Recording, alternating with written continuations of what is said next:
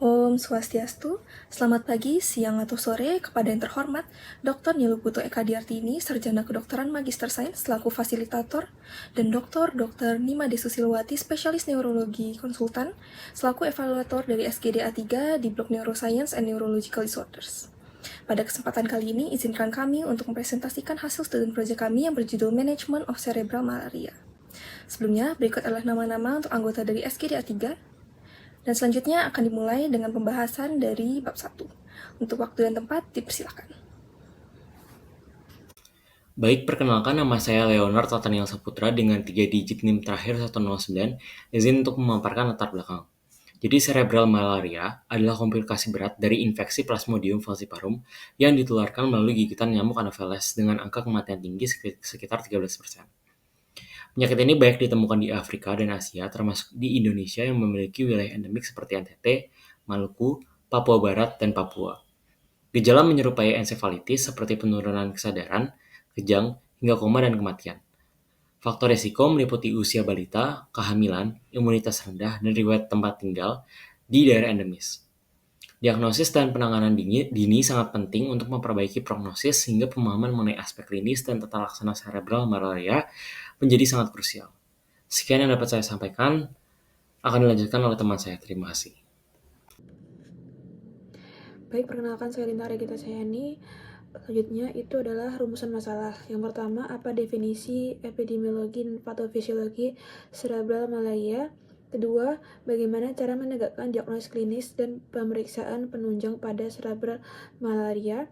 Tiga, bagaimana prinsip penata laksanaan dan terapi cerebral malaria termasuk manajemen komplikasinya?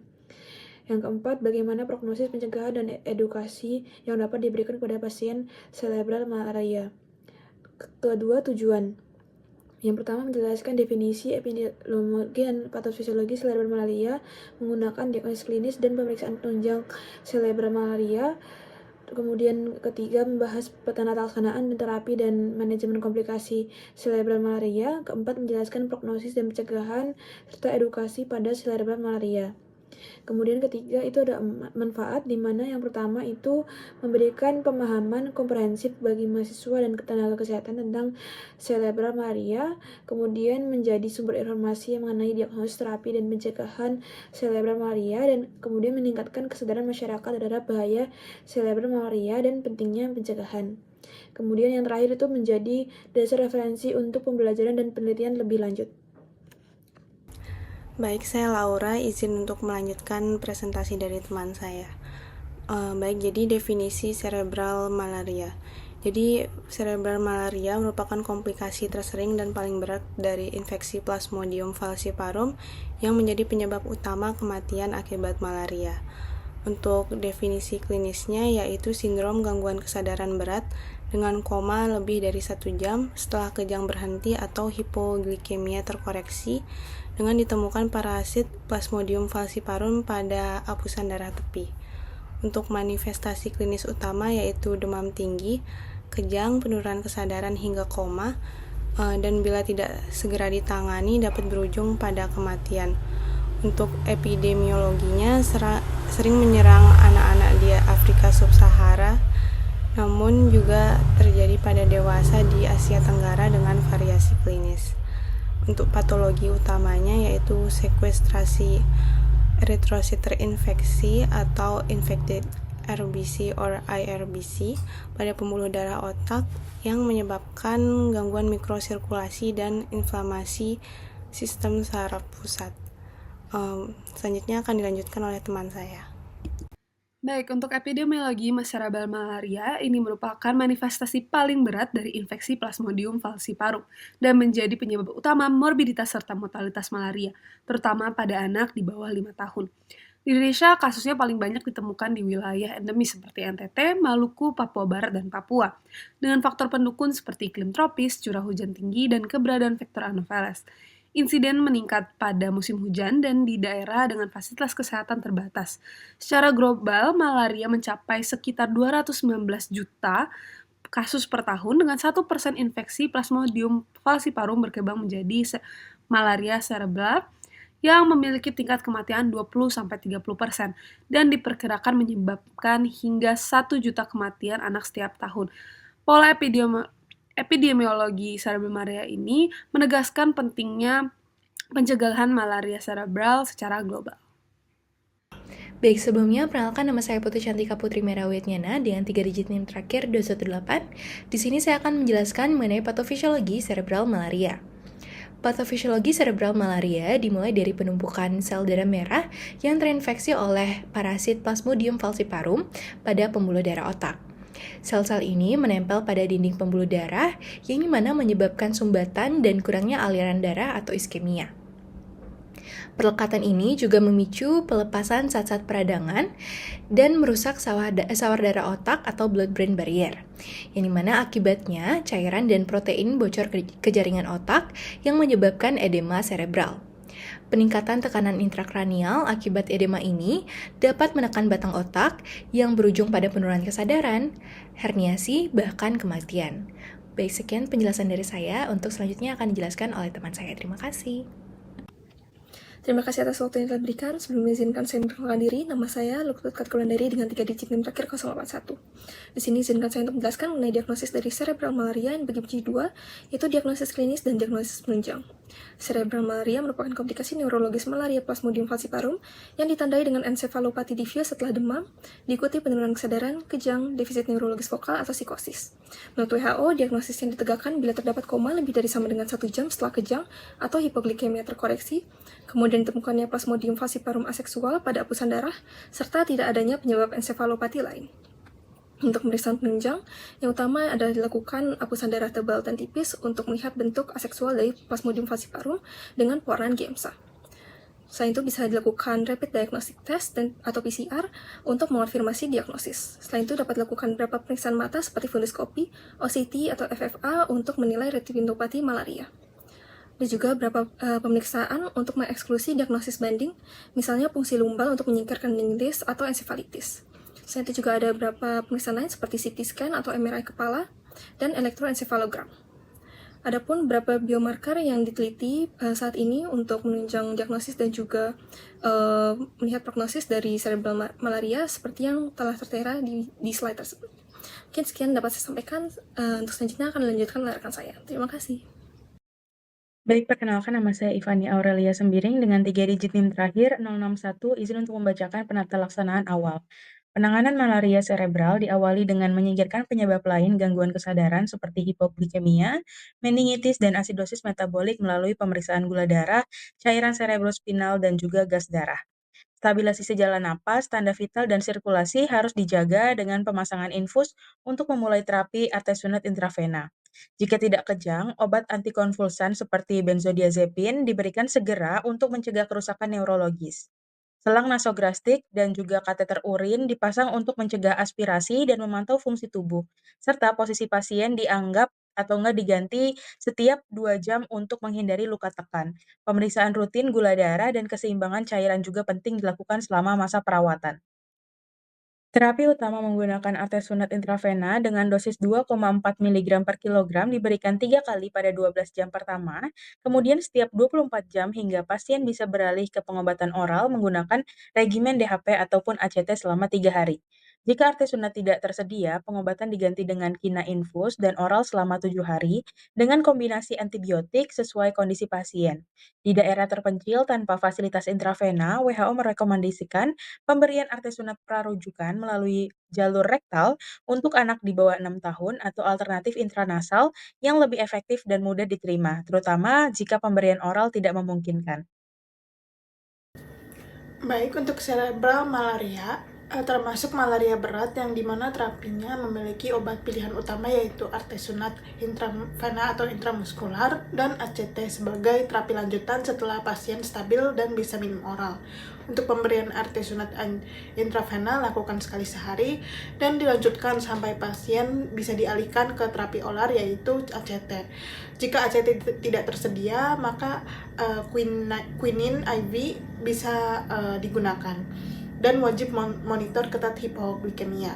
Kemudian untuk ACT memiliki terapi seperti artemether lumefantrine atau dihydroartemisin piperaquine dan totalnya minimal 3 hari untuk durasi ACT. Perkenalkan, nama saya Niputu Putri Aprilia Wulandari Giri dengan 3 digit NIM terakhir 190. Di sini saya izin untuk melanjutkan presentasi, yaitu manajemen komplikasi. Jadi beberapa kasus berat dari malaria itu menimbulkan dari komplikasi serebral malaria yang mengakibatkan pasien itu bisa mengalami gejala sisa bahkan untuk seumur hidup, terutama untuk defisit neurologis yang mempengaruhi aktivitas sehari-hari dan kualitas hidup dari pasien. Maka dari itu, pengobatan malaria serebral itu harus segera dilakukan sambil menunggu konfirmasi diagnosis. Nah, pilihan pengobatannya itu dapat meliputi derivatif artemisin, parenteral, ataupun quinin. Kondisi serebral malaria juga sering disertai dengan kejang. Komplikasi ini biasanya berkaitan dengan malaria yang disebabkan oleh PVVAX dan biasanya itu terjadi pada anak-anak. Untuk prinsip penanganannya sendiri itu dengan memastikan jalan napas paten, memeriksa glukosa darah, dan memastikan normoglikemia, serta menghentikan kejang. Pengobatan yang dapat diberikan yaitu antikonvulsan yang dapat digunakan antara lain seperti diazepam IV ataupun rektal, kemudian lorazepam, midazolam ataupun paraldehid diberikan intramuskular. Kemudian ada pun beberapa komplikasi yang juga biasanya menyertai adanya malaria berat. Selain mempengaruhi neurologis, yang pertama itu adalah anemia berat yang dapat diberikan penanganan transfusi fresh cross-match blood, kemudian ada koagulopati dengan transfusi fresh whole blood, fresh frozen plasma, dan juga platelet. Selain itu dapat diberikan suntikan vitamin K. Kemudian yang ketiga itu adalah komplikasi ginjal, di mana penata laksanaannya itu adalah suportif dan melibatkan adanya pemeliharaan keseimbangan cairan dan juga elektrolit yang optimal atau dapat dilakukan hemodialisis. Kemudian yang keempat itu adalah komplikasi pernapasan, di mana di sini ada kita berikan penata laksanaan yaitu koreksi penyebab asidosis, dapat diberikan infus IV pada lokasi perifer dengan NaCl ataupun ringer laktat. Kemudian yang terakhir adalah hipoglikemia, dapat diberikan maintenance fluid yang mengandung dextrosa. Sekian yang dapat saya sampaikan, terima kasih. Baik, selanjutnya perkenalkan nama saya Persian Amanda Mangule dengan 3 digit NIM terakhir 053. Baik, selanjutnya yaitu perawatan lanjutan dan rehabilitas terapi pada pasien malaria. Kemudian di mana perawatan lanjutan pada pasien malaria sangat penting untuk proses penyembuhan dan mencegah komplikasi jangka panjang. Setelah fase akut selesai, pasien harus dipantau dengan cermat oleh fungsi neurologis untuk mengidentifikasi gangguan perilaku, gangguan motorik, kejang berulang, atau defisit kognitif. Selain itu, pemeriksaan laboratorium berkala sangat penting untuk mengevaluasi kesehatan organ penting seperti ginjal, hati, dan juga sistem hematologi yang mungkin terpengaruh oleh infeksi malaria. Yang parah, seringkali diperlukan intervensi rehabilitatif seperti fisioterapi, kemudian terapi okupasi, terapi wicara, untuk anak-anak yang mengalami keterlambatan perkembangan karena kerusakan neurologisnya. Kemudian untuk metode rehabilitas harus bersifat multidisipliner untuk memulihkan kekuatan otot dan fungsi gerak. Terapi ini diperlukan terutama bagi pasien yang mengalami hemiparesis atau kelemahan ekstremitas.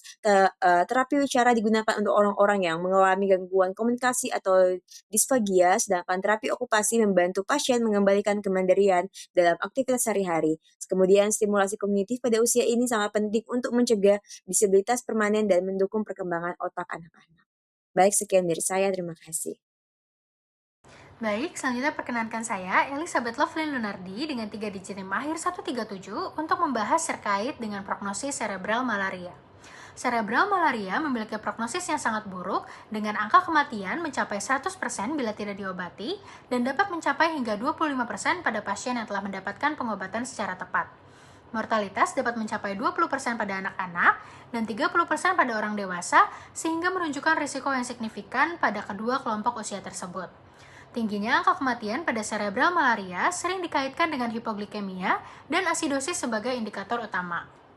Kemudian, sekitar 6 hingga 29% pasien serebral malaria juga akan mengalami sequela neurologis jangka panjang setelah sembuh, dengan anak-anak memiliki risiko yang lebih tinggi dibandingkan orang dewasa. Diperkirakan sepertiga dari pasien anak-anak yang sembuh mengalami sequela neurologis atau kognitif saat keluar dari rumah sakit. Sekuela neurologis ini dapat mencakup epilepsi, hemiplegia atau quadriplegia, ataksia, gangguan bicara, gangguan kognitif, depresi, gangguan kepribadian, demensia, dan kebutaan kortikal. Sekuela neurologis ini dapat berujung pada defisit neurologis seumur hidup, bahkan kematian. Namun, penggunaan obat seperti terapi kombinasi berbasis artemisinin dapat memperbaiki prognosis pasien serebral malaria karena mampu meningkatkan outcome klinis, menurunkan angka kematian, mencegah defisit neurokognitif jangka panjang, dan menunda munculnya resistensi terhadap artemisinin. Baik, izin melanjutkan. Sebelumnya perkenalkan nama saya Kristabel Flatununa dengan 3 digit NIM terakhir 089. Di sini saya akan membahas mengenai pencegahan dan edukasi mengenai cerebral malaria. Baik, jadi untuk pencegahan cerebral malaria sendiri itu terutama berfokus pada pemutusan rantai penularan malaria sejak awal. Hal ini bisa dilakukan dengan memakai kelambu yang sudah diberi insektisida dan mengendalikan populasi nyamuk serta pemberian vaksin yang sekarang ini sudah mulai dikembangkan. Beberapa penelitian terbaru menunjukkan bahwa kelambu dengan kombinasi insektisida itu lebih efektif menurunkan jumlah kasus malaria serta semakin sedikit orang yang terkena malaria, maka akan semakin kecil pula kemungkinan terjadinya malaria berat seperti cerebral malaria. Pencegahan juga bisa dilakukan dengan cara mengenali gejala awal dan segera mendapatkan pengobatan. Obat yang paling dianjurkan untuk kasus berat adalah artemisinin yang diberikan lewat infus, serta pemberian edukasi bagi masyarakat tentang adanya tanda bahaya, misalnya demam tinggi disertai dengan kejang atau penurunan kesadaran, sangat penting diberikan agar pasien cepat dibawa ke rumah sakit karena keterlambatan pengobatan merupakan penyebab utama dari kematian pada cerebral malaria. Serta pemberian program edukasi kesehatan juga terbukti membantu, misalnya dengan penyuluhan di sekolah-sekolah, pelatihan bagi keluarga, dan pemberian penyuluhan di masyarakat juga bisa meningkatkan kesadaran di masyarakat itu sendiri. Anak-anak kecil dan juga ibu hamil itu merupakan kelompok yang paling berisiko terkena dari cerebral malaria. Karena itu, mereka perlu mendapatkan perhatian khusus, misalnya lewat pemeriksaan rutin, kehamilan, dan pemberian obat pencegahan malaria di daerah yang endemik. Selain itu, orang yang pernah sembuh dari cerebral malaria bisa mengalami gangguan ingatan atau kesulitan belajar, sehingga edukasi pada keluarga mengenai perawatan lanjutan dan pemeriksaan fungsi otak juga sangat diperlukan. Mungkin sekian dari saya. Terima kasih. Baik, selanjutnya saya akan menambah dengan digit NIM terakhir 95 untuk membahas kesimpulan saran. Cerebral malaria adalah komplikasi terberat dari infeksi plasmodium falciparum yang memiliki angka morbiditas dan mortalitas yang tinggi, terutama pada anak-anak di daerah Afrika dan Asia Tenggara. Diagnosis dari penyakit ini ditegakkan melalui temuan klinis seperti koma, kejang, dan defisit neurologis. Tata laksana utama meliputi pemberian artesunate intravena sebagai terapi limit pertama yang kemudian dilanjutkan dengan ACT per oral setelah kondisi pasien stabil. Cerebral malaria memiliki prognosis yang buruk sehingga pencegahan sangatlah penting. Untuk mengatasi masalah yang ditimbulkan dari cerebral malaria, usaha yang komprehensif itu harus dilakukan mulai dari deteksi dini, penata laksanaan yang cepat, dan pemantauan ketat komplikasi cerebral malaria. Sekian presentasi dari SGD kami. Terima kasih atas perhatiannya.